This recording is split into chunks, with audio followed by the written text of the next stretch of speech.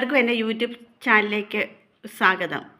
പിന്നെ എനിക്കിന്ന് പറയാനുള്ളത്, ഞാനൊരു ആശാ വർക്കറാണ്. ഞങ്ങളുടെ സഹോദരിമാരെ ആശാപ്രവർത്തകർ ഞങ്ങൾക്ക് വേണ്ടിയാണ് അവിടെ പോയി രാപ്പകൽ സമരം നടത്തിക്കൊണ്ടിരിക്കുന്നത്. അവരുടെ ഈ ആശയുടെ വേതനം കൊണ്ട് മാത്രം ജീവിക്കുന്ന പല ആശാപ്രവർത്തകരുണ്ട്. കുട്ടികളുടെ പഠിത്തം, ഹോസ്റ്റൽ ഫീസായാലും കൊടുക്കാമല്ലോ, പിന്നെ അങ്ങനെ പല ആവശ്യങ്ങളും. അതുപോലെ ഞങ്ങൾക്ക് ഏതെല്ലാം കാര്യം ജോലികൾ ചെയ്താലാണ് ഈ വേതനം കിട്ടുക? കുട്ടികളുടെ കുത്തിവയ്പ്പ്, ഒരു വീട്ടിൽ കുട്ടികളുടെ കുത്തിവയ്പ്പ് ആശമാർ ഉത്തരവാദിത്തമായിട്ട് മാത്രം മാറിയിരിക്കുകയാണ്.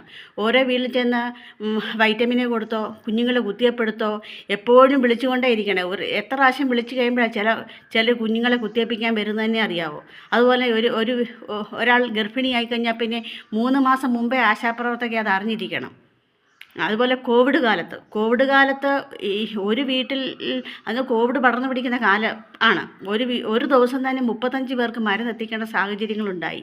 ഞങ്ങളെപ്പോലെ ചുരുക്കം ചില ആശാപ്രവർത്തകർക്ക് സ്കൂട്ടർ ഓടിക്കാൻ അറിയാമെന്നുകൊണ്ട് മാത്രം ഞങ്ങൾക്കത് കുറച്ചൊക്കെ എളുപ്പമായി. ഞങ്ങളുടെ കൂടെയുള്ള സഹോദരിമാർ നടന്ന് ആയിരുന്നു ആ മരുന്നുകൾ അവിടെ എത്തിക്കാൻ. ആ കൃത്യമായ സമയത്ത് ആ മരുന്ന് അഥവാ ഇച്ചിരി ഒന്ന് താമസിച്ച് കഴിഞ്ഞാൽ പറഞ്ഞാൽ വാർഡ് മെമ്പറെ വിളിക്കും. അങ്ങനെ പല മാനസിക ബുദ്ധിമുട്ടുകളിൽ കൂടിയാണ് ആ ഇടയ്ക്ക് വളരെ കടന്നു പോയത്. കാരണം പലർക്കും പല അസുഖങ്ങളുണ്ട്. അതിൻ്റെ കൂടെ കോവിഡ് കൂടെ വന്നാൽ ആശയുടെ അല്ലെ ആരോഗ്യപ്രവർത്തകരുടെ അവസ്ഥ ഒന്ന് ആലോചിച്ച് നോക്കി.